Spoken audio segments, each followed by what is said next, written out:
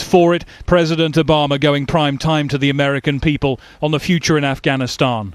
Thanks to our extraordinary men and women in uniform, our civilian personnel, and our many coalition partners, we are meeting our goals. 18 months of a surge in Afghanistan was working, he said, putting al-Qaeda under enormous strain and stopping the Taliban in its tracks. In fact, the greater threat is in Pakistan, where Osama bin Laden had lived and died, and where the focus will now fall. It means those surge troops are coming home. 10,000 will be out of Afghanistan by the end of the year, the first leaving next month. The other 23,000 will be withdrawn by the end of next summer, maybe sooner.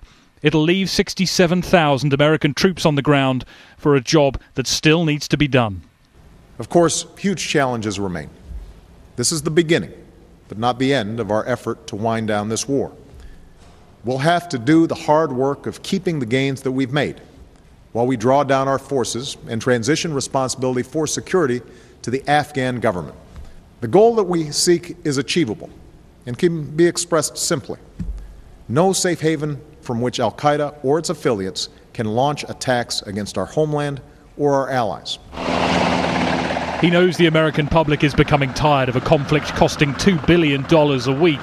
But some of his military commanders are not happy, and they're not alone. If we pull out too soon, then I think the consequences will be, unfortunately, the unnecessary sacrifice of American blood and treasure. One man who does agree with Obama is David Cameron. The two men talked over the president's pull-out plan.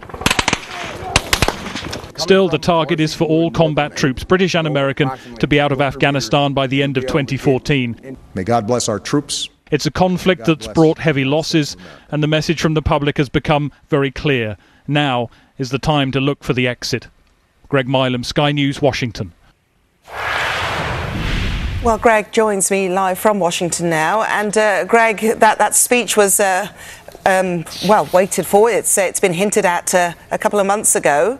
Has it been accepted? Well, certainly there are those here who would suggest that the military chiefs are not at all happy with what Barack Obama had to say. In particular, David Petraeus, the top US and NATO commander in Afghanistan, of course, the man who drew up those various options and put them before Barack Obama, is said not to be very happy at the option that he chose, a drawdown that he believes is too significant and which many in the military believe will harm the US and its allies and perhaps reverse some of those gains that have been made. But if you like, Barack Obama was responding more to public opinion. An opinion poll this week that suggested that 50% of the country believed that it was time to bring troops home as soon as possible.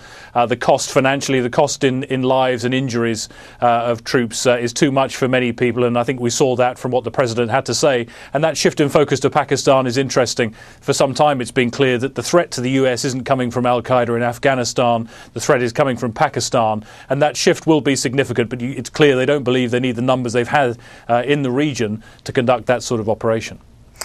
He did mention a fair bit about the wars coming to a responsible end, but still admitting that even as those troops withdrew from Afghanistan, there will be pretty dark days ahead. Do you think that's a point that many would agree on? Well, I think it's interesting that he did mention this issue of reconciliation, and the White House has been very keen to point out something from his speech, that 18 months ago when he made that announcement of the surge in a speech at West Point, there was almost no mention at all. It was barely a line in his speech about talking to the Taliban. Now, what the White House says is that the progress that's been made with the surge, the progress on the ground, has opened up those opportunities for those talks to take place. They say there are opportunities. They're encouraging the Afghan officials to talk to the Taliban, because they believe that is a way forward for this political settlement. And that, they say, is one of the successes they can point to as a result of what those 33,000 troops have done. But all the time they know they've got to start bringing them home. It's worth remembering that even when those 33,000 troops are out, there'll still be 67,000 there. That's twice as many as were in Afghanistan when Barack Obama took office. This is very much his war, but he's making it very clear he sees an end in sight. OK, Greg Milam there in Washington. Thank you for that.